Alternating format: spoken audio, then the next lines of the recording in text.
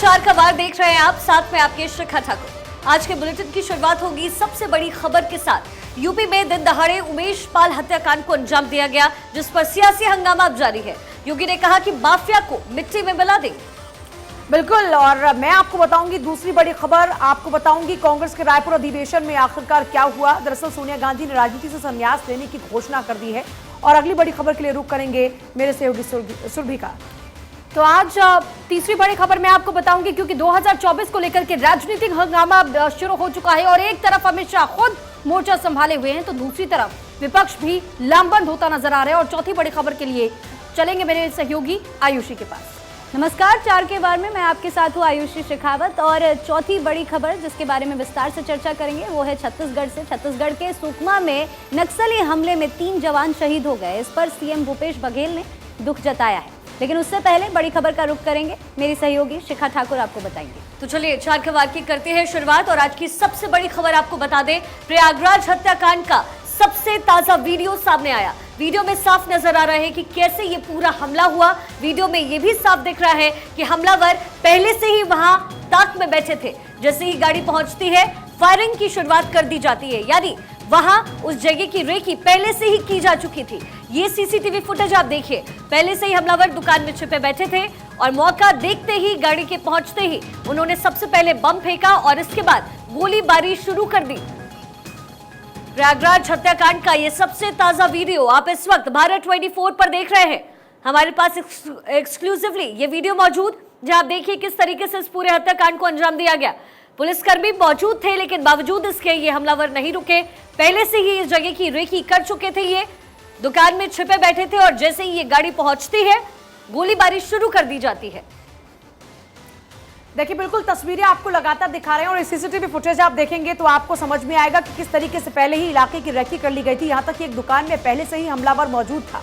मौका देखा, उसके बाद यहाँ बम फेंका और उसके बाद हालात का फायदा उठाते हुए देखिए किस तरीके से फायर शुरू कर दिया गया और उसके बाद यहाँ पर हत्या की वारदात को सरेराह अंजाम दिया गया है। तस्वीरें देखिए, पूरा चलता फिरता रोड है और इस चलते फिरते रोड पर कुछ सेकंड्स के लिए किस तरीके से मौत का तांडव रचा जा रहा है वो आप इन तस्वीरों में देख सकते हैं। एक के बाद एक कई फायर, उसके बाद चारों तरफ अफरा तफरी का माहौल। लोग भी नहीं समझ पाते कि एकाएक यहाँ पर हुआ क्या। ये तस्वीरें इस बात की गवाही दे रही हैं कि किस तरीके से इस पूरी वारदात को अंजाम दिया गया। एक शख्स देखिए आता है, उसके बाद बम फेंकता है और फिर वहां पर चारों तरफ धुआं धुआं हो जाता है। लोग भी एकदम से डर जाते हैं। ये देखिए, दुकान में एक शख्स मौजूद था, जो दुकानदार है वो भी चौंक जाता है कि जो शख्स यहाँ पर खड़ा होकर सामान लेने की बात कर रहा था, उसके पास अचानक से हथियार कैसे निकला था। फिर ये आवाज भी सुनिए, आपको फायर की वो आवाज भी सुनाई देगी और किस तरीके से एक के बाद एक यहाँ पर कई फायर शुरू हो जाते हैं। ये तस्वीरें लगातार इस बात की गवाही भी दे रही कि बदमाश कितने बेखौफ हो गए हैं। और उसके बाद देखिए, जहां तक बात राजूपाल हत्याकांड के इस गवाह की है, जहां तक बात उमेश पाल की है, तो आप जरा समझिए कि इसके पास सिक्योरिटी भी थी और इसी सिक्योरिटी में जो तो पुलिस गार्ड इसके पास में हैं, वो उसे बचाने की कोशिश करते, लेकिन इसी में उसकी एक की मौत हो जाती है। एक वेंटिलेटर पर अब भी जिंदगी और मौत के भी जंग लड़ रहा है। तो फिलहाल ये तस्वीरें लगातार हम आपको दिखा रहे हैं कि किस तरीके से सीसीटीवी फुटेज में भी ये पूरी घटना कैद हुई है और सबसे पहले कैसे हमला किया जाता है। एक धुएं का गुबार नजर आता है और इसी धुएं के गुबार के आड़ में इस पूरे घटनाक्रम को अंजाम दिया जाता है। दिन दहाड़े इस वारदात को अंजाम दिया गया और कैसे ये पूरे जो बेखौफ बदमाश नजर आ रहे हैं, इस घटना को अंजाम देने के पहले उनमें बिल्कुल खाकी का खौफ नजर नहीं आता। और किस तरीके से यहाँ पर जबकि इतनी पब्लिक भी मौजूद है और इस पब्लिक की मौजूदगी में भी देखिए कैसे दिन दहाड़े इस घटना को अंजाम दिया जाता है। एक व्यक्ति की हत्या कर दी जाती है। दुकान में जिस तरीके से हथियार लेकर के ये बदमाश घुसते नजर आते हैं और उसके बाद इस पूरे हत्याकांड को अंजाम दिया जाता है। ऐसे में कई सवाल खड़े हो जाते हैं कि आखिर इतनी खुली छूट क्या बदमाशों को है, उनके बीच आखिर खाकी का खौफ क्यों नजर नहीं आता है, इतने बेखौफ क्यों घूमते नजर आते हैं ये बदमाश। और ऐसे दिन दहाड़े हत्याकांड को अंजाम देने के बाद आखिर कब उचित कार्रवाई होगी।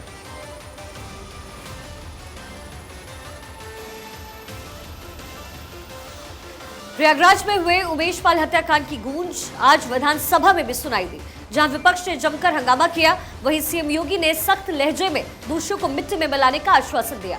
सीएम योगी के मिट्टी में मिलाने के बयान पर भी तकरार हुआ। आपको एक रिपोर्ट के जरिए दिखाते हैं।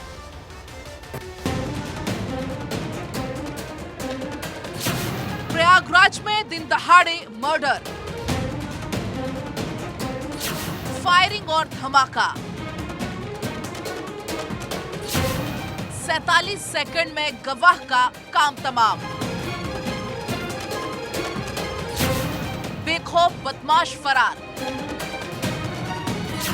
विधानसभा में हंगामा।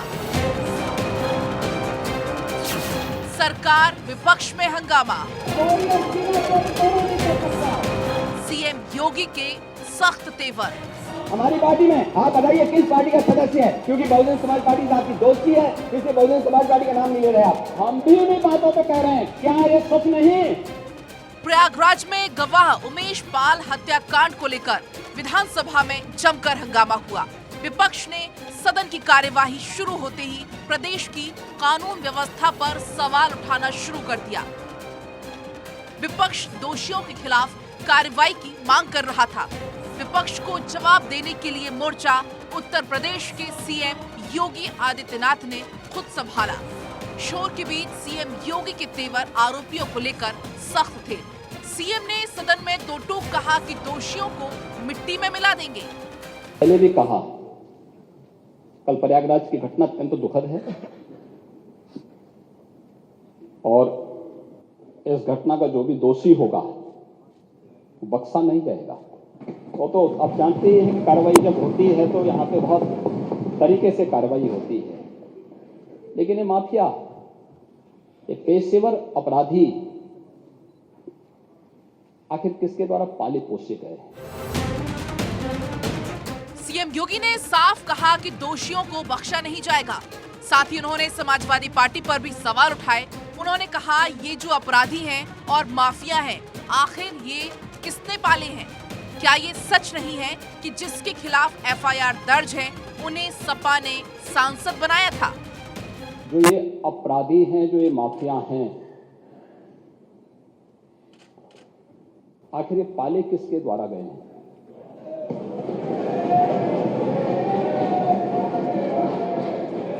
बात जवाब आ जाए। ये जब आपका नाम तो नहीं जिस लेगा, आपने माफिया पाले के खिलाफ, वो जवाब आ जाए। जिस माफिया के खिलाफ किसी का नाम तो नहीं लिया, किसी का नाम ये तो सच नहीं लिया। नहीं कि समाजवादी पार्टी ने उन्हें सांसद बनाया था, ये सच नहीं है।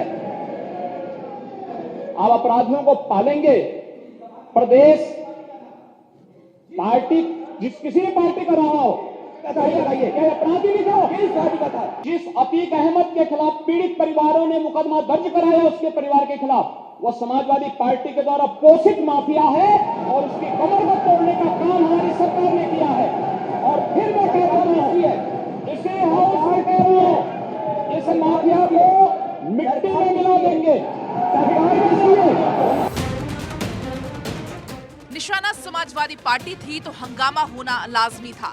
समाजवादी पार्टी विधायकों ने मिट्टी में मिला दूंगा शब्द पर आपत्ति जताई। आपको खुश होना चाहिए। हम भी चाहते हैं माफिया समाप्त हो, आप भी यही चाहते हैं, तो वही बात कह रहे हो। लेकिन ये भाषा क्या मिट्टी में मिला देंगे? माफियाओं को मिट्टी में मिला देंगे, ये क्या किसी को मिट्टी में नहीं मिला देंगे? ये क्या भाषा है? माफिया को सीएम के बयान पर विपक्ष के हंगामे और अखिलेश के ऐतराज पर विधानसभा स्पीकर सतीश महाना ने विपक्ष को समझाया। अपने स्थान पर चले, आप अपने स्थान के ऊपर चले, आप अपने स्थान पर चले। मेरा निवेदन है कि आप अपने नेता सदन के द्वारा राज्यपाल के अभिभाषण के ऊपर अपनी बात कहनी थी। आपने एक विषय उठाया, माननीय मुख्यमंत्री जी ने उसका जवाब दिया। आपको अवसर मिलेगा तो आप अपनी बात कहिएगा।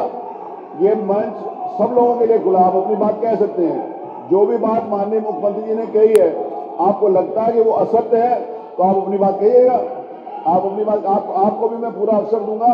उसमें जो भी बात मुख्यमंत्री जी ने कही है आपको लगता है कि असत्य है तो आप अपनी बात कहिएगा, अपनी सीट के ऊपर जाइए। सदन की कार्यवाही से पहले समाजवादी पार्टी अध्यक्ष अखिलेश यादव ने वारदात पर सवाल उठाते हुए सरकार को कटघरे में खड़ा किया था। उन्होंने कहा था कि उत्तर प्रदेश में इस तरह से गोली चलाना, बम चलाना और गैंग वॉर की तरह दिखना, ये सरकार पूरी तरह से विफल हुई है। साथ ही अखिलेश ने बीजेपी सरकार के रामराज के दावे पर भी सवाल उठाए। दरअसल उत्तर प्रदेश में बीएसपी विधायक रहे राजू पाल मर्डर केस में मुख्य गवाह उमेश पाल की शुक्रवार को हत्या कर दी गई। ताबड़तोड़ गोलीबारी में उमेश के एक गनर की भी मौत हो गई। वारदात पास में लगे हुए सीसीटीवी कैमरे में कैद हो गई। उमेश पाल की पत्नी ने जेल में बंद माफिया अतीक अहमद, उसकी पत्नी और बेटों समेत 9 लोगों के खिलाफ एफआईआर दर्ज कराई है। और अब देखने वाली बात ये है कि योगी सरकार क्या एक्शन लेती है। Bureau report, Bharat 24। सोनिया गांधी ने राजनीतिक संन्यास का ऐलान कर दिया है। रायपुर में चल रहे कांग्रेस अधिवेशन में सोनिया गांधी ने संन्यास का ऐलान किया। ये बड़ी खबर इस बीच देखिए, एक तरफ जहां रायपुर में अधिवेशन चल रहा है, 2024 को लेकर रणनीति बनाई जा रही है, वहीं दूसरी तरफ ये अपने आप में बड़ा ऐलान है, राजनीतिक संन्यास का ऐलान। रायपुर कांग्रेस अधिवेशन से ये बड़ी खबर इस बीच आपको बता रहे हैं, सोनिया गांधी ने ऐलान कर दिया अपने राजनीतिक संन्यास का। सोनिया गांधी ने संन्यास का ऐलान किया और ये अपने आप में बड़ी खबर इसलिए भी हो जाती क्योंकि जिस तरीके से पिछले कुछ दिनों में लगातार उनकी तबीयत खराब होती रही, हाल ही में भी जब सदन में वो थी, सदन की कार्रवाई में उनकी तबीयत खराब हुई, उसके बाद उनको अस्पताल ले जाया गया। राहुल गांधी ने सीधे अस्पताल लेकर पहुंचे थे और ऐसा कई दफा हो चुका है। अब शायद बढ़ती उम्र और खराब स्वास्थ्य के कारण राजनीतिक तौर पर वो संन्यास लेने का फैसला कर चुकी है।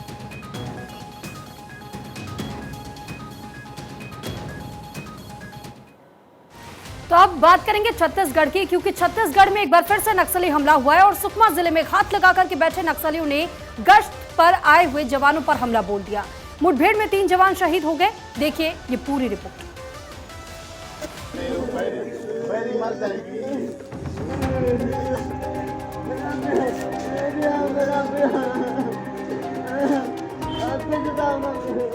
छत्तीसगढ़ के सुकमा जिले में बड़ा नक्सली हमला हुआ, जिसमें डीआरजी के 3 जवान शहीद हो गए हैं और 2 जवान घायल हुए। हमला सुकमा जिले के सबसे ज्यादा नक्सल प्रभावित इलाके जगरगुंडा और कुंदेड़ के बीच हुआ, जहां नक्सलियों को ये जानकारी थी कि शनिवार सुबह जवान गश्ती पर आने वाले हैं। नक्सली पहले से वहां घात लगाए बैठे थे और जैसे ही जवान नक्सलियों की घात में फंसे, नक्सलियों ने जवानों पर ताबड़तोड़ फायरिंग कर दी। जवानों ने भी तुरंत मोर्चा संभालते हुए जवाबी कार्रवाई की और नक्सलियों को मुंह तोड़ जवाब दिया, लेकिन नक्सलियों से लड़ते हुए डीआरजी के 3 जवानों को गोली लगी। एएसआई रामूराम नाग, प्रधान आरक्षक कुंजाम जोगा और आरक्षक मंजन भीमा शहीद हो गए। आज जिला सुकमा अंतर्गत जरोंडा बासागुड़ा मार्ग में नवीन स्थापित कुंदेड़ बेदरे कैंप की ओर से सुरक्षा बल द्वारा एक सर्चिंग अभियान और सड़क सुरक्षा ऑपरेशन के लिए निकले गए थे। इस दौरान सुबह लगभग 9 बजे डीआरजी सुकमा एवं माओवादियों के बीच मुठभेड़ हुई। मुठभेड़ लगभग 1-1.5 घंटे तक चली है। उस मुठभेड़ में संभवतः माओवादियों का पीएलजी बटालियन नंबर 1 का टुकड़ी होने का संभावना लग रहा है। उस मुठभेड़ में हमारा 3 डीआरजी के जवान शुरू में घायल हुआ और घायल होने के पश्चात मुठभेड़ के दौरान उनका शहादत भी हो गई। मुठभेड़ आज सुबह लगभग 9 बजे शुरू हुई। मुठभेड़ करीब 1.5 घंटे तक चली। इस मुठभेड़ में कई नक्सली भी मारे गए, हालांकि उनकी बॉडी रिकवर नहीं हो पाई है। और अब नजर डालते हैं पिछले 15 सालों में छत्तीसगढ़ में बड़े नक्सली हमलों पर। छत्तीसगढ़ में हुए बड़े नक्सली हमले। 15 मार्च 2007 बीजापुर के रानी बोदली कैंप पर नक्सली हमला, 55 जवान शहीद। 9 जुलाई 2007 एराबोर के पुरपलमेटा में नक्सली हमला, 23 पुलिसकर्मी शहीद। 12 जुलाई 2009 राजनांदगांव में मदनवाड़ा में नक्सली हमला, 29 पुलिसकर्मी शहीद। 6 अप्रैल 2010 सुकमा के ताड़मेटला में सीआरपीएफ पर हमला, 76 जवान शहीद। 17 मई 2010 दंतेवाड़ा में बारूदी सुरंग लगाकर हमला, 12 पुलिसकर्मियों समेत 36 की मौत। 25 मई 2013 बस्तर के झीरम घाट में कांग्रेस नेताओं के काफिले पर हमला, 31 की मौत।